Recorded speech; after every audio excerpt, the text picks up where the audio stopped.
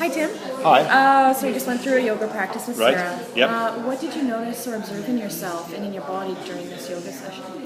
I think a sense of awareness of how my breath was bringing the world in and how it was going through my body as my body was trying to maintain with Sarah's cues a flow, right? So my body wasn't stationary as the air was going in. So I had two sensations, my body moving and the air moving as it went through my body. And my mind had to focus on that thing. So my mind became very much aware of outward and inward, outward and inward, outward and inward. And about air, which sustains us. And now I'm focusing my attention on it. And my mind was quieting because that took concentration. Right? So it was an interesting way of actually when I play sport, I've had the same thing. Listen to your breathing when you're nervous. There's a tip, right? So that it seemed to be beyond that, right? Because it's more of an ongoing flow.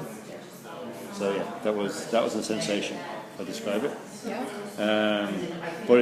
My body, I think, started to relax. So I became more aware of tensions, imbalances. My hips slightly out, one foot. I tend to walk on the outside of my feet, so the inside of the feet became more aware of it. So I became aware of things that aren't quite in balance and how I was trying to get balance.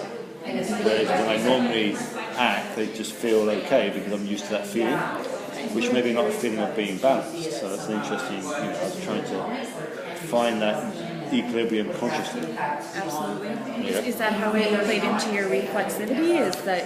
I think that's it, because I was thinking about the event as well in my head, and so when I wasn't listening to my breathing, that event came back again, and then I went back to my breathing. So then I think maybe my attitude to the event was shifting as I became more aware of who I was in the moment rather than who I was when I had the event that was very stressful. Yeah. Absolutely. Is there anything else you wanted to add about your experience? Well, it's a form of meditation, I think, an embodied meditation that helps quieting the mind. That's how I describe it. Right? What's the next one? That's it. You did it all. Reflexivity. Oh yeah. Well, I want to speak to my Okay. event though as well, right? That was the reflexivity because the event was my realization of I struggled against a leader who was managing me by using whatever power structures I had. And though I think I did the right thing, the consequence was it did put me out of tilt, made me angry for a long period of time, and made me vulnerable to do something stupid, which I could have done. Right? I mean, it's so major that you could actually, if the right opportunity had come, I would have moved jobs or that type of stuff.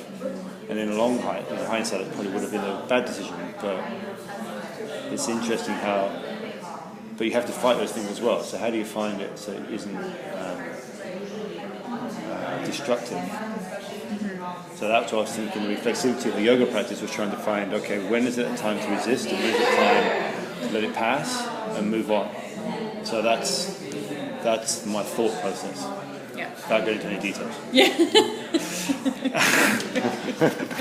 Okay, well, you hold it now and I'll ask you. Perfect. All right, good. So this is Alison after the yoga practice. Hi, Alison. So I'm going to ask you now, what did you notice, observe in yourself and in your body during the yoga session? I noticed almost instantly how bad I've been treating my body. I've done yoga before and it's a very relaxing process, but in the last 2 sessions with Sarah, it's been really painful. And I've noticed all the pains as they go, and I've noticed extreme dizziness, and I can relate that to how I used to be when I was treating my body better. Okay. And so for me, honor your body. Yeah, it was a real time for my body to communicate with me, saying, you've been pushing me aside, and you've been doing things that you know aren't good for you, but you've just been trying to get through. Right. But look how much you've done. Yeah. So for me, that was a time for my body to speak without me trying to. Right. So you're listening to your body. Very cool. Yeah. Absolutely. And the sensations that come with that are just awareness that, wow, I really have to find some way to pay attention to my body each day. Yeah. It's not sustainable in the long term. Yeah. And what is it having a sense of listening to your body? How do you make space to listen to your body? Yeah. Taking the time out to do that. So what are you going to do? I think I'm going to do yoga in my room. Okay.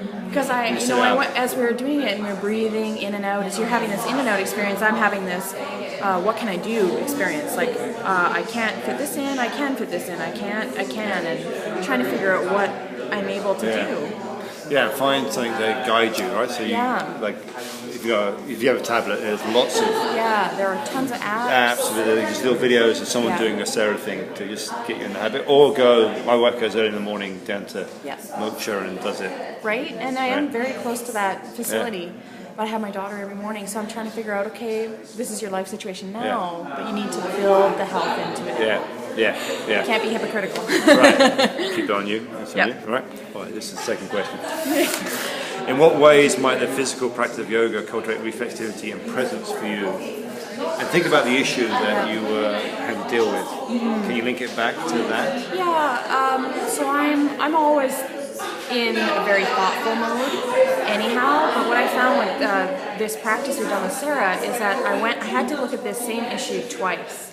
And not only twice, but I had to look back on how I felt about it a week ago to how I feel about it now. Right. And there was a huge shift for me. All right. And so a week ago, I remember saying to everyone in the class, I was really excited about this new beginning I have through a separation, marital separation, the new beginning I have to focus on myself and what I believe in my values in life. And this practice today wasn't so much an excitement, it was more, wow, I really am not ready to go into any new relationships for a whole year or however long it takes for me to be in balance with myself. Because of realizing how imbalanced I had been and still am through this practice, I realized I was almost in a race with my partner to see who would find someone next, you know? Because you feel so alone, and you're like, well, I want to validate the fact that I'm this person I thought I was, and I'm going to find that by finding a new person who validates me. Right. But now I realize what a shame it would be if either of us raced into that position. Yeah. And that it's not a race, it's more take the time to get balanced again. And you should talk to my daughter tonight. She's going through the same thing.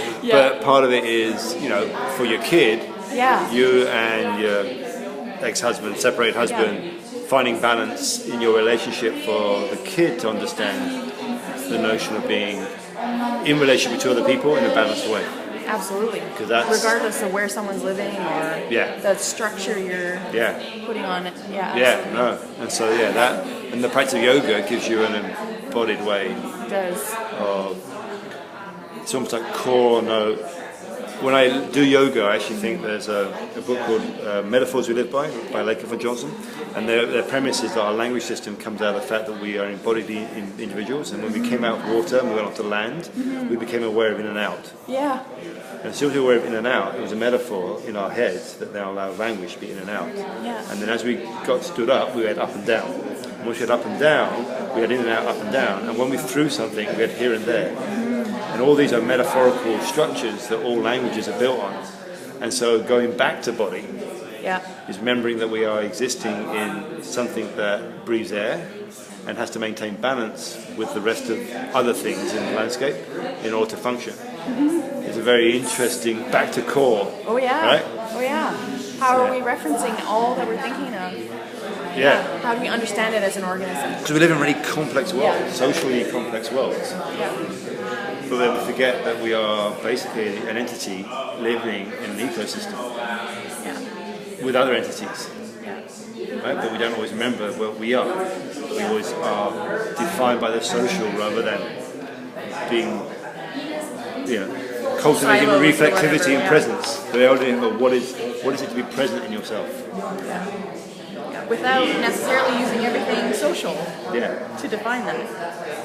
But also understanding how the social acts on you. And that's why you probably need it as a leader, as a way of helping you cope with the complexities of trying to create conditions for people to exist with other people in sustainable ways. Right? So that may be the link. Which is a link as a parent, right? Same thing. I'm trying to create this sustainable environment for my daughter. This wonderfully rich, sustainable environment. And how do you do that? And she has to learn to energize you as you are energizing her. and that's helping her know how to help you, help her, help you, Help us. right? So that's that reciprocity that we try and teach as well. Yeah. Social. Yeah, absolutely. Which I think the younger you do that with children, the better. Yeah. Because I feel like some families don't even deal with that at all. Right. And you have a lot of issues that come out of that. So if you can get kids younger understanding that. Yeah. Cool. Yeah. Great. Thank you. Thank you.